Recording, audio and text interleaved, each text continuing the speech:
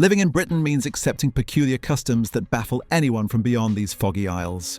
From scorching our hands at bathroom sinks to watching grown adults chase cheese down perilously steep hills, these 21 quintessentially British quirks define our national character. You might think you know British culture, tea, rain and pub lunch, but wait until you discover why we pay a licence fee just to watch television.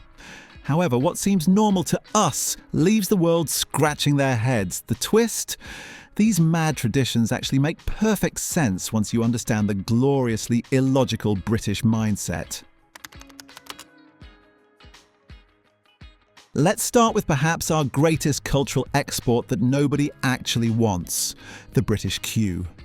While other nations view standing in line as a necessary evil, we've elevated it to an art form worthy of Olympic recognition. The unspoken rules are more complex than cricket regulations. Maintain precisely arm's length between yourself and the person ahead. Never make eye contact, and heaven forbid you should accidentally skip ahead. That's grounds for social exile. What visitors don't realise is that queue jumping triggers a uniquely British response. We won't confront you directly, that would be terribly uncouth. Instead, you'll receive a symphony of passive-aggressive tutting, theatrical sighing and muttered comments about some people having no manners. Studies show British people would rather miss appointments than appear to push ahead in a queue. It's not about efficiency, it's about maintaining the social fabric that prevents complete anarchy. Moving swiftly on to our favourite conversation starter, the weather. It's not just small talk, it's our cultural glue. The Met Office website receives over 10 million daily visits. Here's what outsiders don't grasp. British weather conversation isn't about meteorology. When we say bit nippy today, we're establishing social connection and maintaining crucial emotional distance. Social researchers estimate the average Brit has 3 to 4 weather conversations daily. The phrase, "lovely weather for ducks," has been used continuously since 1846, proving even our weather clichés have heritage status. This meteorological obsession provides safe conversational territory in our emotionally repressed nation. Now then, let's address the elephant in every British living room: our relationship with tea. Every British home contains at least one kettle, and the national grid employs staff specifically to manage electricity surges during commercial breaks when millions simultaneously brew up. This TV pickup phenomenon peaks during Coronation Street and major football matches. But here's the controversial bit. Despite consuming 165 million cups daily nationally, we're often terrible at making tea properly. Most Brits commit cardinal sins like squeezing the tea bag, releases bitter tannins, or using water below 100 degrees Celsius. The eternal milk first versus milk last debate actually has scientific merit. Originally, milk first protected delicate bone china from cracking. Today, it's purely tribal. Yorkshire tea versus PG Tips loyalty runs deeper than football allegiances. We've turned a simple beverage into a complex social ritual with more rules than parliamentary procedure, and we wouldn't have it any other way. If you're finding these peculiarities as fascinatingly bizarre as we do, make sure to hit that subscribe button and ring the notification bell, because later we'll reveal which British tradition literally involves assaulting actors with sausages, and trust me, you won't want to miss that explanation.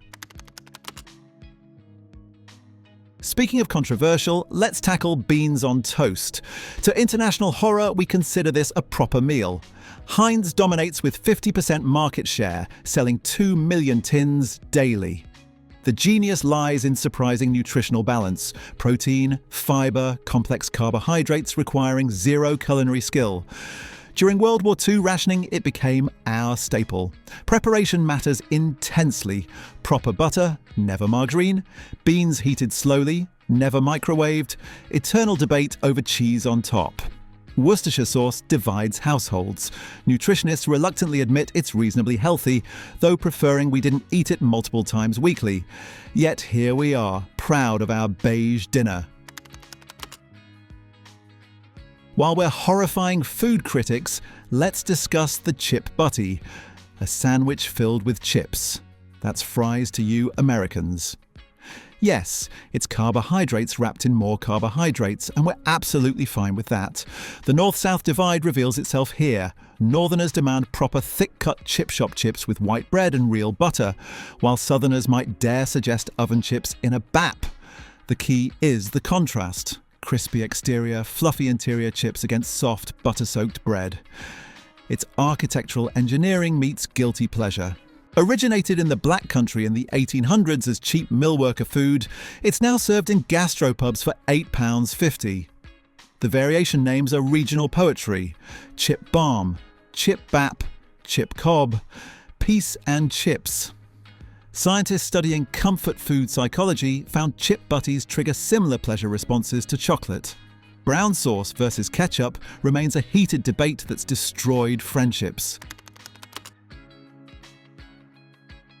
Here's where things get properly mental: separate hot and cold taps. While the world enjoys mixed water at pleasant temperatures, we're either scalding or freezing our hands. The reason dates to Victorian plumbing, when hot water tanks harboured bacteria. So separation prevented contamination, but we still install them in new builds. Building regulations changed in 1965, allowing mixer taps, yet architects insist on period features. The splash and dash technique of rapidly alternating hands has become peculiarly British. Hotels installing mixer taps receive complaints from elderly Brits. We'd rather suffer third-degree burns than admit other countries have a point. The local pub isn't merely where we drink, it's our community centre, unofficial therapy session and dog socialisation club rolled into one. With names like the Slaughtered Lamb or the Swan and Piedo, actually exists in Somerset. They sound terrifying but serve as cosy sanctuaries. Britain has approximately 47,000 pubs, though we're losing about 400 annually to closure. The oldest, Ye Old Fighting Cocks in St Albans, dates from 793 AD. Pub etiquette is Byzantine. Rounds must be remembered perfectly. Anyone checking their phone buys next, and there's an unspoken seating hierarchy. The same regulars have occupied the same stools since the miners' strike. Dogs often receive better service than humans. Modern pubs evolved into gastropubs serving deconstructed shepherd's pie for £22. Yet the best ones still have crisp packets behind the bar from 1994. They're irreplaceable social infrastructure disguised as drinking establishments. Sunday roast remains our weekly ritual of controlled chaos. The military precision required to serve everything simultaneously hot could challenge air traffic control. Yorkshire puddings must rise properly. 1 egg per 35 grams flour. Roast potatoes need exact fluffiness. Parboiled, then roughed up. Meat must rest precisely 15 minutes, and gravy cannot be from granules. That's divorce territory. The pressure creates 62% of weekend family arguments, according to one survey. Traditional timing means eating at 3 p.m, ruining both lunch and dinner. Regional variations cause wars. Yorkshire insists on puddings with everything. Lancashire adds red cabbage. The Welsh include cheese sauce on cauliflower. Vegetarian options emerged reluctantly. Nut roast remains an insult. The tradition stems from medieval times when serfs received weekly meat rations. Today it's about proving domestic competence while passive-aggressively commenting on Aunt Margaret's superior roasties. Nothing says family bonding like competitive cooking. Bank holidays trigger nationwide insanity where everyone visits identical places simultaneously. Started in 1871 when Sir John Lubbock introduced them for bank clerks' cricket. Now they're 8 annual days of guaranteed rain and traffic. We spend £2.3 billion per bank holiday on petrol in jams. August sees 16 million cars on horse carriage era roads. DIY stores report 300% sales increases. Barbecue sales spike despite 73% rain probability. Brighton's population quadruples. We dress for Mediterranean weather despite inevitable scattered showers. British for monsoon. It's ritualistic madness we'd never abandon. The TV licence might be our most bewildering concept. We pay £159 yearly just to watch live television legally. Not cable, not Netflix, just the ability to receive broadcast signals. The BBC receives approximately £3.8 billion annually from licences. Enforcement involves detector vans that supposedly identify unlicensed viewing, though technical experts doubt their existence. TV licensing sends 100 million threatening letters annually, using psychological warfare phrases like, "Will you be in on Thursday?" Over 70s previously received free licenses until 2020's controversial change. The BBC created global hits like Doctor Who and Planet Earth, yet also funded Splash, where celebrities learn diving. Non-payment can mean £1,000 fines or prison, though enforcement requires proving you watched live TV. Students need separate licenses per flat, causing widespread confusion. Younger generations increasingly avoid traditional TV, making the license's future precarious. Other countries fund public broadcasting through general taxation, but we prefer our bureaucratic tradition. Still with us? Brilliant! We're about to dive into some properly bonkers British traditions. If you're enjoying this peculiar tour through British eccentricity, give us a thumbs up and share this with anyone who's ever wondered why we do the things we do. Christmas dinner involves explosive table decorations containing tissue crowns and terrible jokes. We spend £130 million annually on crackers containing worthless items. Tom Smith invented them in 1847 after seeing French bonbons. The crack comes from silver fulminate, literal explosives at dinner. Luxury crackers costing £1,000 exist, though jokes remain terrible. Crown-wearing breaks social hierarchies temporarily. Everyone looks equally ridiculous. Jokes follow Victorian formulas. What do you call a sleeping bull? A bulldozer. Protocol demands wearing crowns throughout dinner. As some families have generational cracker-pulling techniques, yet Christmas without crackers feels incomplete.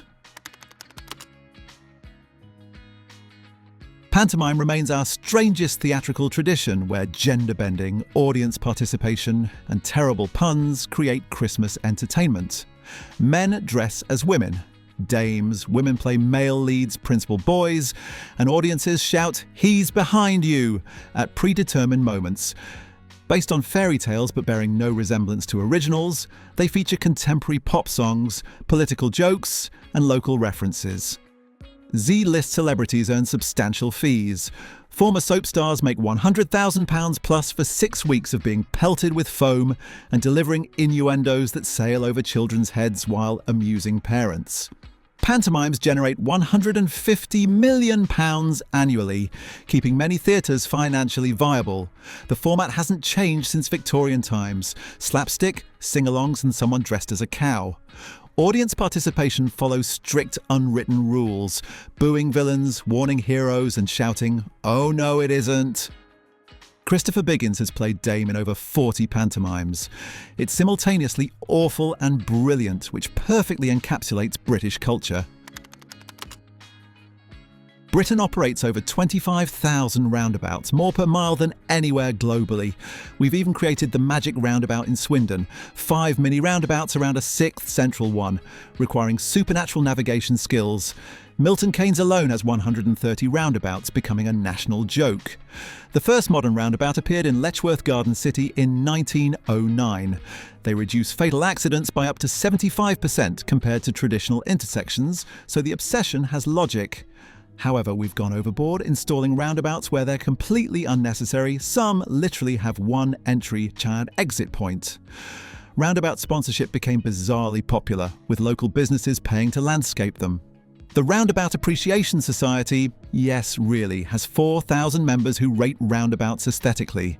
Some feature elaborate sculptures, gardens, even archaeological ruins.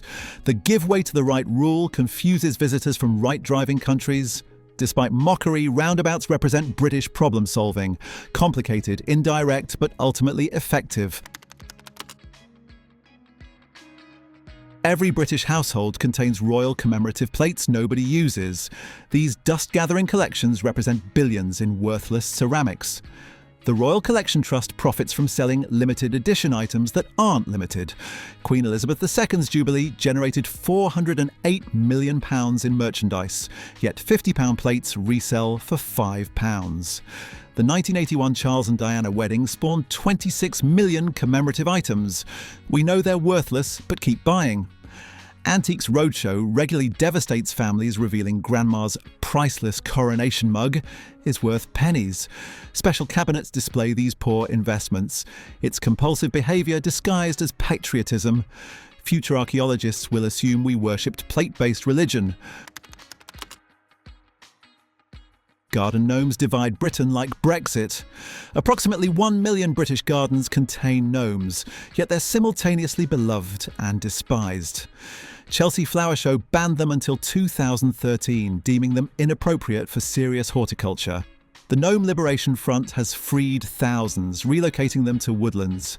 Traditional gnomes must have red hats, white beards, and cheerful expressions. Modern variations include zombie gnomes, football gnomes, and naughty gnomes mooning passers-by. The psychology is fascinating. Gnomes represent rebellion against British emotional restraint, tiny anarchists in suburban gardens. Germany actually invented garden gnomes, but we perfected their kitsch appeal. Some streets have gnome wars, neighbours competing for most elaborate displays.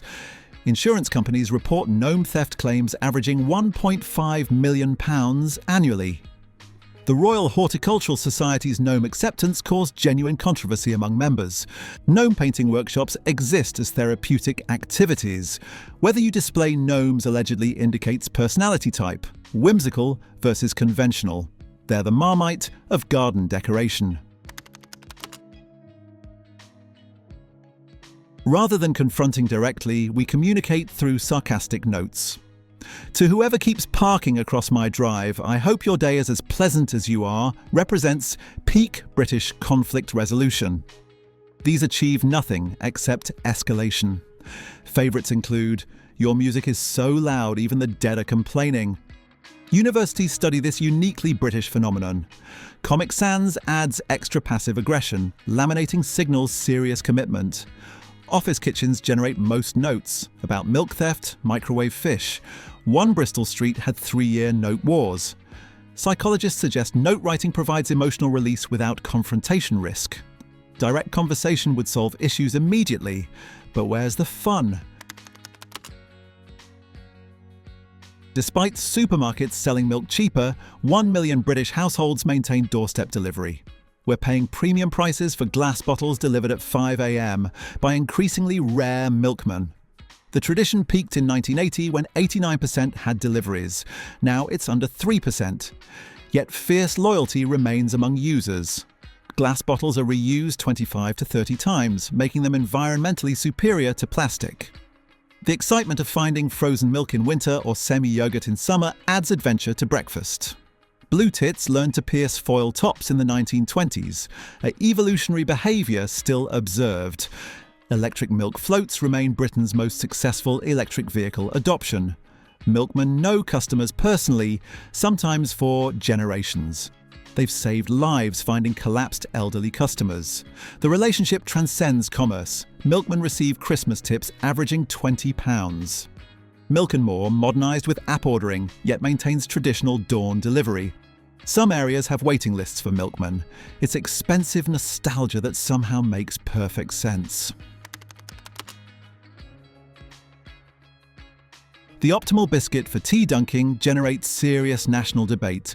Scientists developed formulas calculating structural integrity versus absorption rates. The hobnob survives 8 seconds versus rich tea's pathetic 3 seconds.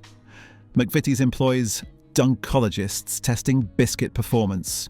We dunk 55 billion biscuits annually, losing approximately 740 million to catastrophic structural failure. The perfect dunk involves 45-degree angle, 2-second immersion, swift transfer to mouth. Chocolate-covered biscuits present additional complexity. Chocolate up or down. Regional preferences exist. Scotland favours shortbread, dangerous, crumbles immediately, while Yorkshire prefers ginger nuts, practically indestructible. Office biscuit selection causes genuine workplace tension. The communal biscuit tin represents complex social hierarchies. Who takes the last chocolate digestive? Some monsters dunk in coffee, sparking theological debates.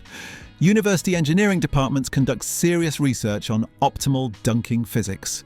Custard creams require surgical precision. Too long and filling dissolves. It's ridiculous how seriously we take biscuit structural engineering.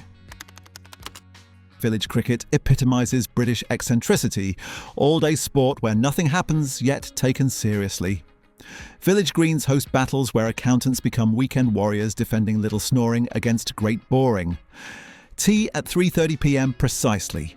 Pavilions serve warm beer and stale sandwiches unchanged since 1953. Scoring involves Byzantine calculations understood by 3 people nationally. Silly mid-off is an actual position. Same families play for generations. Umpires are someone's uncle, ensuring controversial decisions. Kit unwashed since purchase. Bad luck. Cricket tea determines village reputation. Sledging remains polite. Rather agricultural shot, old chap. Despite declining participation, cricket defines summer Saturdays. Australia must never win the Ashes. Finally, we reach peak British madness. Cheese rolling. Every Springbank holiday, lunatics chase an 8-pound double Gloucester down Cooper's Hill, achieving speeds of 70 miles per hour. Injuries are guaranteed. The cheese is merely symbolic since nobody actually catches it. International competitors now participate, though locals dominate through generations of evolutionary advantage. We also excel at bog snorkeling, swimming through peat bogs, welly-wanging, Wellington boot throwing, and shin kicking. Exactly what it sounds like. The World Gurning Championships involve making hideous faces through horse collars. Wife carrying, borrowed from Finland, includes special categories for substantial wives. These events generate surprising tourism revenue. Cheese rolling brings £2 million annually to Gloucester. Participants sign death waivers casually. Spectators exceed 5,000 despite official cancellations for safety reasons.